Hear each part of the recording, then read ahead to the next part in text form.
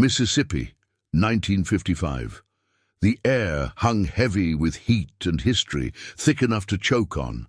In the small town of Money, the summer sun turned every road into a ribbon of dust, every whisper into a secret too dangerous to repeat. This was the Deep South, where the soil was rich, the hearts were proud, and the hatred was old.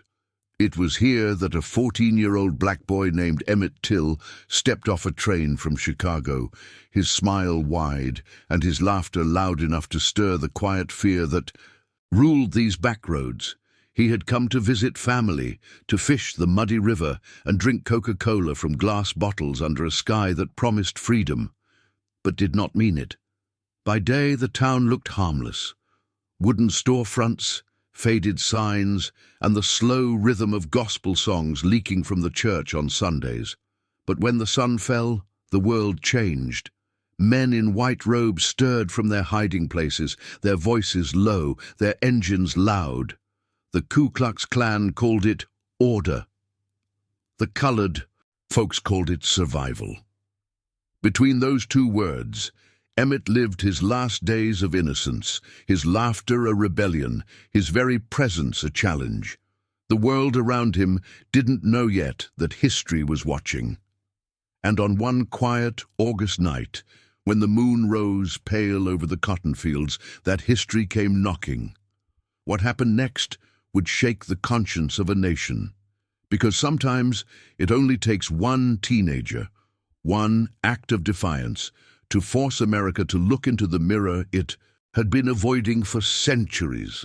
This is not just the story of a boy, it is the story of a moment that split the darkness open and refused to close again. The train wheels screamed against the tracks as Emmett's reflection shimmered in the window, Chicago fading behind him, Mississippi rising ahead like another world. The boy's laughter filled the cabin, too free for the South, too bold for the times. He wore a straw hat tilted to one side, a small token of city pride, and spoke with a northern rhythm that rolled smooth and fast. To the passengers beside him, he was just a boy on vacation. To his mother, he was everything. Emmett Till had kissed him at the station, her voice trembling as she said, "Be careful down there, Beau. You don't know how different it is." He'd nodded, but his grin didn't fade. He believed in good people, in fairness, in the promise that America could hold both. When the train hissed to a stop in Money, the air changed. It was thicker here, heavier, like the land itself carried memory. Emmett stepped onto the platform, and the Delta greeted him with cicadas and stares. His uncle, Mose Wright, stood waiting, hat in hand, eyes already scanning the horizon, as if danger had a habit of arriving unannounced. "You taller than I remember," he said, forcing a smile. The boy chuckled, swinging his small suitcase. Behind that smile was the kind of innocence the world wasn't built to protect. Together, they rode down a red dirt road, the fields stretching wide on both sides. To Emmett, they looked endless. To his uncle, they looked like graves that hadn't yet been filled. That night, at the small wooden house lit by a single lamp, Emmett unpacked his things, comic books, clean shirts, and a photograph of his mother. He listened to the hum of crickets through the open window, unaware that this land had its own language, one written in silence, one enforced by fear. Somewhere in the distance a car engine rumbled and then disappeared. Mose said nothing. Emmett, tired from the journey, stretched across the cot, whispering to himself about the adventures tomorrow might bring. Outside, the moon rose over the cotton fields, watching quietly, as if it already knew what the boy did not, that innocence had just crossed the line between safety and history. Morning came thick with sunlight and the sweet smell of river mud. Emmett's laughter echoed across the yard as he and his cousins ran barefoot through. Rows of cotton, chasing the hum of summer like it could never end. His northern accent and easy charm made him the center of every story. He bragged about Chicago, about movie theaters that let him sit anywhere, about girls who smiled back without fear. The other boys laughed, shaking their heads. "It ain't like that here," one said. But Emmett didn't understand yet. He was raised on freedom, not boundaries. So when the afternoon came and they rode into town for candy and cold sodas, he walked through that door at Bryant's grocery like any other boy in America should have been able to. Head high, pockets jingling with change, heart full of youth. Inside, the store was small, hot, and heavy with the scent of tobacco and sweat. The fan above spun slow, pushing warm air instead of cooling it. Behind the counter stood Carolyn Bryant, young, white, and silent, her eyes narrowing as Emmett spoke. He was playful, maybe too playful. Some said he whistled. Others said he didn't. History never agreed on the sound, only on the echo it left behind. That moment, just seconds long, cut through the fragile quiet of the South like a blade. The other boys froze. The store went still. In that simple act, whether a whistle or a joke, Emmett Till unknowingly crossed the invisible line that divided life from death in Jim Crow, Mississippi. As they left the store, the laughter had died from the group. The road home felt longer, the air heavier. Moses' house waited, like a silent guardian in the distance, its porch light flickering against the dusk. The boys walked fast, glancing back down the dirt road as the sun dipped below the trees. Somewhere behind them, in the stillness of that store, humiliation turned into hate. The screen door creaked shut and a quiet voice whispered to another, "We'll handle it." It was a promise, a warning, and the beginning of a storm that would soon drown the innocence of a nation. The Delta slept under a blanket of cicada song that August night, the kind of silence that only exists before something breaks. Inside Mose Wright's cabin, the air was thick, heavy with humidity and the faint scent of wood smoke. Emmett lay beneath a thin sheet, the soft rhythm of his breathing mingling with the night sounds. He was dreaming of Chicago, of laughter on crowded sidewalks, of his mother's voice calling him to dinner, when the headlights cut through the window. The sound of tires crunching over gravel broke. The stillness, followed by the metallic slam of truck doors and the low murmur of white men's voices. The dogs didn't bark. They knew better. Everyone in Mississippi knew better. The first knock wasn't a knock at all. It was a demand. Fists on wood, sharp and cruel. Mose rose slowly from his bed, his body stiff with the weight of fear. "Who's there?" he called, though he already knew the answer. The voice that came back was thick with authority and whiskey. "We're looking for the boy, from Chicago." The room filled with silence.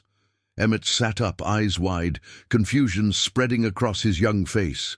His cousins stirred, whispering his name. Moses' wife clutched her robe, whispering prayers under her breath. The men outside grew impatient, their boots scraping against the porch. "You got 15 seconds, old man," one of them barked, the words slicing through the air like a blade.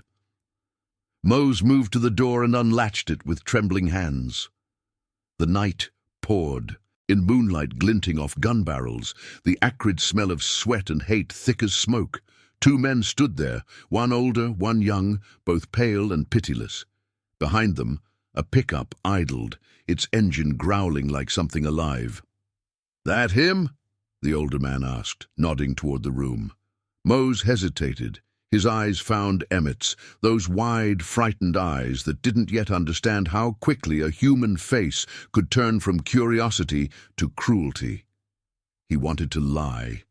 He wanted to tell them they had the wrong boy, but one of the men stepped forward, pushing the door wider, and the lie died in his throat. "Get dressed, boy," the man said coldly.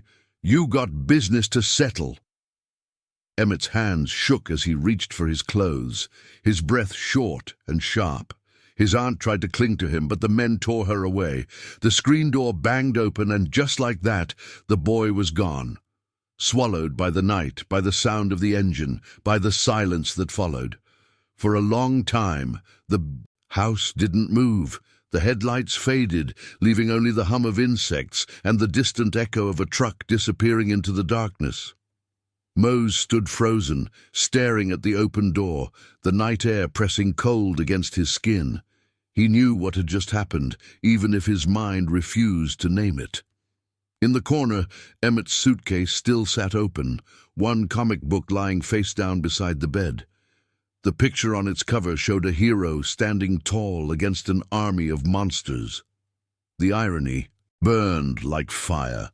Out there in the delta, beneath the same moon that had watched over every black soul stolen before, a boy had been taken into the mouth of history, and it would not spit him back unchanged. The night devoured Emmett Till, but by morning, the delta began to whisper. The rumor traveled like smoke through cotton rows, across porches, between trembling hands, passing coffee cups that never reached their lips.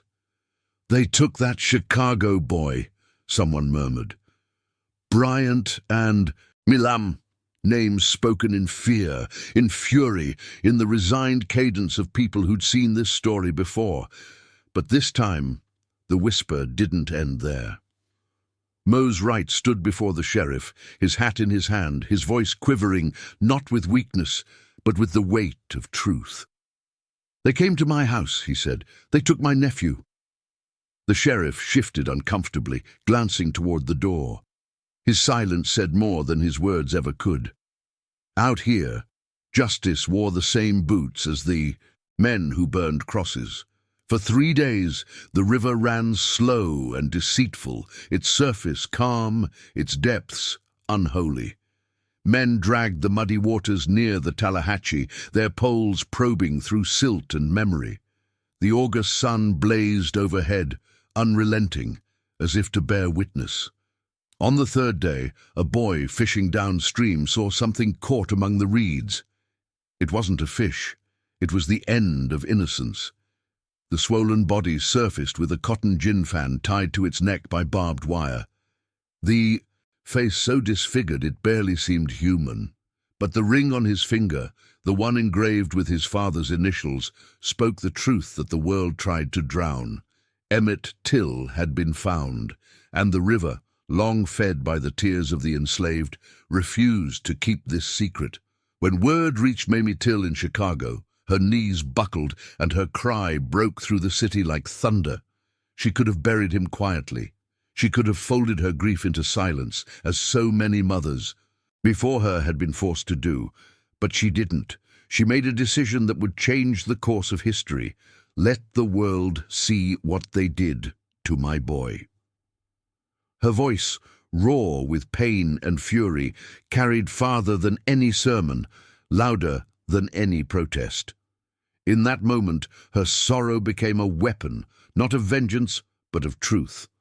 The delta had tried to swallow Emmett, to erase him beneath its muddy currents, but instead, he rose again, carried by the current of justice, his face a mirror.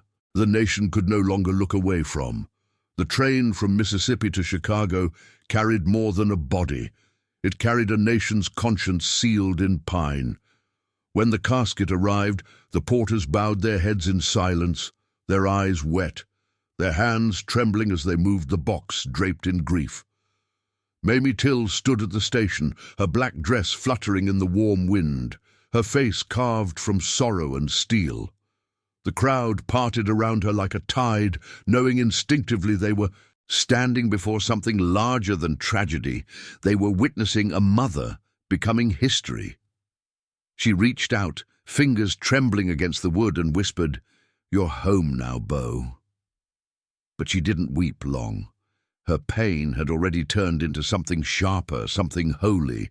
"Open it," she told the undertaker. "Let the world see my son." And the world did see. In the stifling August heat, thousands gathered at Robert's Temple Church of God in Christ. The line wrapped around a block, stretching through streets that smelled of asphalt and loss. When they entered, what they saw could not be unseen. Emmett's body, mutilated beyond recognition, lay in the open casket, his mother's choice, his mother's defiance. She stood beside him, not as a broken woman, but as a soldier of truth. "There is no picture I can paint for you," one reporter wrote. "You must see it to believe it." Jet magazine did. They printed the photo in black and white, the image bleeding across. The nation's conscience. Housewives, factory workers, preachers, all saw the face of what hate could do. And for the first time, America could not pretend it didn't know. Outside the church, the air trembled with murmurs and moans, the hymns of grief mingling with the first murmurs of resistance. People clutched one another, tears and fury flowing together until they were indistinguishable. "That boy could have been my son," one mother whispered. "He is my son," Mamie answered softly. Flashbulbs exploded in bursts of white light, capturing the agony that would fuel a movement. Each photograph became a weapon sharper than any bullet, a mirror that forced the nation to stare at its own reflection. When the service ended and the doors closed, the wind that swept through Chicago carried something new. Not just grief, but awakening. A seed had been planted in the soil of pain, and soon it would rise with the unstoppable force of justice. The courthouse in Sumner, Mississippi, rose from the earth like an insult. White columns, Confederate pride carved into its stone, and a jury box filled with men who shared the same skin and silence. Outside, the air was suffocating, heavy with heat and hypocrisy. Reporters from across the country had come to see if justice could breathe in the Deep South. Inside, Mamie Till sat upright in her black dress, her eyes steady, her pain weaponized into composure. Across the aisle, J.W. Millam and Roy Bryant lounged, beside their wives, smirking, chewing tobacco, their laughter a declaration that they had nothing to fear. The judge tapped his gavel once, and history leaned forward. When Mose Wright took the stand, the room went still. The old man's hands shook as he pointed across the courtroom, his voice cracking but unwavering. "There he is. That's the man who took my nephew." For a moment, time stopped. No black man in Mississippi had ever publicly accused a white man of murder and lived. Reporters scribbled furiously, the sound of their pens scratching like fire against the silence. Bryant smirked. Millam crossed his arms. Mose sat back down, his shoulders trembling. But in that gesture, that simple act of truth, he had broken the unwritten law of fear that had ruled generations. The courtroom air grew thick, as if the ghosts of the Delta themselves had gathered to witness a reckoning long denied. The defense spun lies like threads of smoke, claiming the body wasn't Emmett's, that the boy had fled to Chicago, that it was all a mistake. But the photographs, the witnesses, the screams in the night, they all told a story that couldn't be erased. When the all-white jury left to deliberate, the world waited. 67 minutes later, they returned. "Not guilty," the foreman said, his voice flat, his eyes avoiding Mamie's. The words rippled through the room like a sickness, like a curse. The defendants laughed, shook hands, lit cigarettes. Mamie Till didn't move. She didn't cry. She simply closed her eyes, and in the stillness she whispered, "God still sees." Outside, the crowd dispersed beneath a crimson sunset, the sound of locusts rising like a hymn of warning. The law had failed, but something else had begun. A fury deeper than fire, a faith stronger than fear. When the verdict spread through Mississippi, it came not as surprise but as confirmation. The same old truth dressed in a new uniform. In Chicago, New York, and Los Angeles, headlines screamed, "Till's killers go free." But in the South, life went on. Cotton was picked, sermons were preached, and hate rode quietly down the same dirt roads that had swallowed Emmett. Yet beneath the surface, something had changed. A spark had been struck in the hearts of those who had learned to whisper. That spark carried north and south, crossing pews, porches, and pulpits. In church basements, preachers began to speak his name like a prayer and a warning. Remember the boy from Chicago. Each repetition was a vow, not to let his death vanish into the dust of another southern summer. Emmett Till became the vessel of that fire. She traveled from town to town, her voice unwavering even when her hands trembled. "I didn't want my boy to be a martyr," she said, her tone sharp with grief. "But if his death can open eyes, then he did not die for nothing." She stood on stages beneath harsh lights, her silhouette cutting through smoke and sorrow. Photographs of her weeping beside the opened casket were pinned to church walls, printed in newspapers, carried in wallets. Every mother who saw her saw herself. Every father clenched his fists, knowing the fragility of his son's laughter. Emmett's name began to echo in the cadence of protest songs, his story carried by a new generation rising from the ashes of fear, young, defiant, unbroken. And in Montgomery, Alabama, months later, when a quiet seamstress named Rosa Parks refused to give up her seat on a segregated bus, she thought of him. She later said, "I thought of Emmett Till, and I just couldn't go back." The boy's face, that unrecognizable face, had become the symbol of everything America could no longer ignore.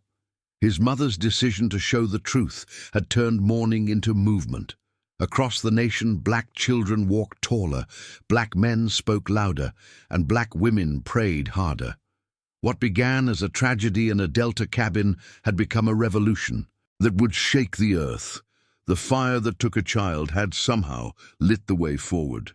The world had tried to bury Emmett Till in the red dirt of Mississippi, but his name refused to stay quiet.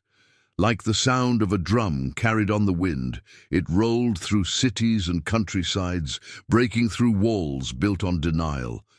The black press kept his image alive. Jet magazine, the Chicago Defender, the Pittsburgh Courier, each headline like a strike of lightning across a dark sky. Northern readers, many of whom had convinced themselves that racism was a Southern sickness, now saw its face in print, swollen, brutal, undeniable. The photo became a mirror that forced America to confront its reflection, and what stared back was monstrous. In homes and barbershops, in schoolyards and factories, people whispered about that boy from Mississippi, his smile, his mother's strength, the river that told the truth. The more they whispered, the louder it became, until it wasn't a whisper anymore. In Montgomery, Harlem, and Birmingham, the name Emmett Till became a battle cry disguised as a prayer. Ministers invoked it from pulpits, calling for God's mercy and man's accountability. College students began organizing boycotts and marches, their hands clutching leaflets bearing his face. The anger that once hid behind polite smiles now took form. In meetings, in songs, in plans whispered through the night. His death, meant to silence a people, had instead given them a voice that would not fade. The Klan still marched, still burned, still threatened, but their torches no longer lit fear, they lit resolve. In every flicker of flame, someone saw his face. In every protest song, his name was sung between the lines. "We are not afraid," they began to chant, words that once sounded like a wish, now rising as a vow. And somewhere in Chicago, in the quiet of her home, Emmett Till watched these changes unfold with a grief that never softened. She kept Emmett's photograph by her bedside, his laughter frozen forever in that black and white image. She read the letters people sent her. Mothers from Alabama, students from New York, soldiers from overseas, all saying the same thing. He woke us up. Her pain had become prophecy. What the men in the Delta thought they had killed had instead been reborn, transformed into a movement that was older than America itself, the relentless march toward freedom. The boy they tried to erase had become eternal, carved not in stone, but in the nation's collective conscience. And in that transformation, history shifted its weight. The world was beginning to change, one heartbeat, one protest, one whispered prayer at a time. The South tried to move on, but history had already changed its rhythm. Every church meeting, every whispered prayer beneath a cross still smouldering in the fields, carried the ghost of a boy who had become more than flesh. He had become a symbol. In the years that followed, the world watched as that symbol grew into a movement that refused to die. Young organizers began to rise, brave, restless, and burning with purpose. Some were only a few years older than Emmett had been. They carried his picture in their wallets, his story in their hearts, his courage in their voices. They gathered in school basements, planning sit-ins, marches, and boycotts with nothing but conviction and hymn books as armor. Across the South, signs that once screamed white only began to tremble beneath the weight of their defiance. Every step they took was a conversation with Emmett's memory, every victory a whisper back to the Delta. We remember. In Greensboro, in Montgomery, in Birmingham, those seeds of rebellion began to bloom. When 4 young black men sat down at a segregated Woolworth's counter in 1960, the waitress refused to serve them. They did not leave. Outside, jeers rose like a storm, but they sat, silent, unyielding. Reporters captured their stillness, and their image spread like wildfire through newspapers, their courage igniting 1,000 more acts of quiet revolution. Each time someone asked them why, they said the same name, Emmett Till. To them, he was not a martyr. He was a brother they had never met, a reminder that silence had a cost too high to pay. Their stillness became thunder, their patience became power, and their dignity became a mirror for the world to see itself. By the time the Freedom Riders rolled through the South in the early 60s, the name Emmett Till was painted on buses and whispered in jail cells. His mother's choice to show the truth had become the blueprint for a movement that demanded America live up to its promise. Each time a baton fell or a bomb exploded in a church, the movement grew louder, stronger, more certain. They marched through tear gas and hatred, their songs echoing through the streets. Ain't gonna let nobody turn me around. The blood that had once stained the Tallahatchie now ran through the veins of a generation determined to be free. Emmett Till had not lived to see it, but his spirit was everywhere, in the courage of the young, in the fire of the oppressed, in the rising dawn of a people who refused to kneel again. As the decade unfolded, the civil rights movement became a river fed by countless streams of courage. Each march, each hymn, each raised fist, a current pushing against the walls of centuries-old oppression. And though new names filled the headlines, Martin Luther King Jr., Rosa Parks, Medgar Evers, beneath them all ran the echo of a boy whose death had first awakened the nation. Emmett Till's name became a ghost, woven into the chants of protesters, a silent rhythm beneath their songs. In Selma, when marchers locked arms across the Edmund Pettus Bridge and the state troopers advanced with clubs and tear gas, someone shouted, "For Emmett!" The words cut through the smoke like gospel. Even as blood soaked the Alabama asphalt, the marchers did not scatter. They knew their pain had lineage.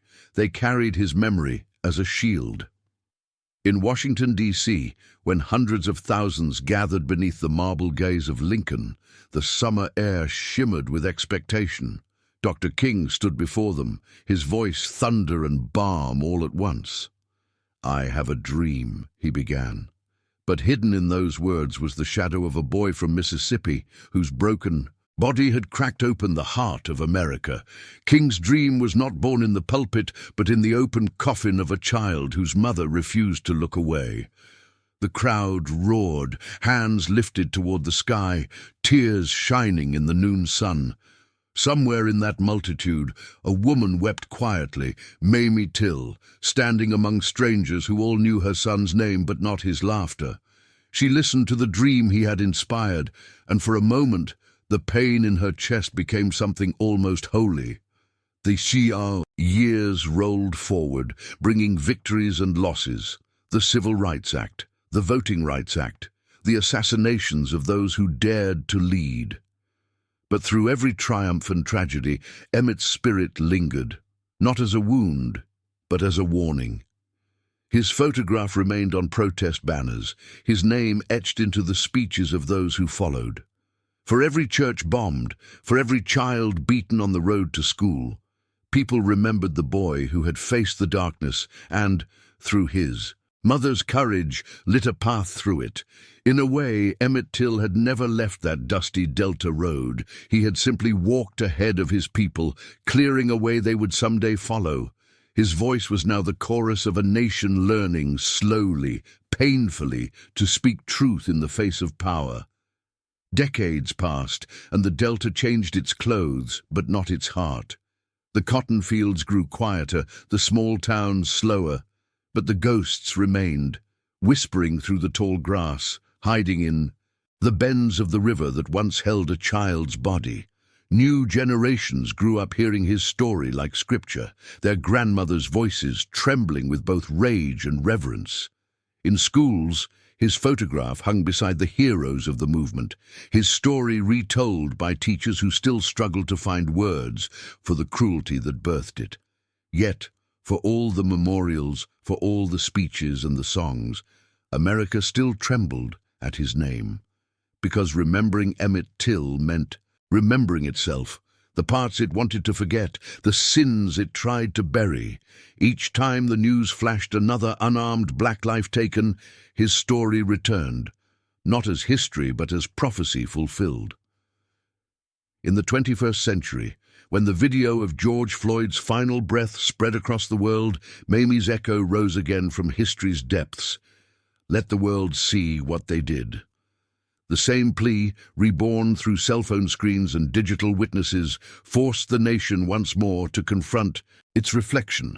Protesters marched through city streets, their voices a modern chorus of the same pain that had once filled the church on that hot Chicago day in 1955.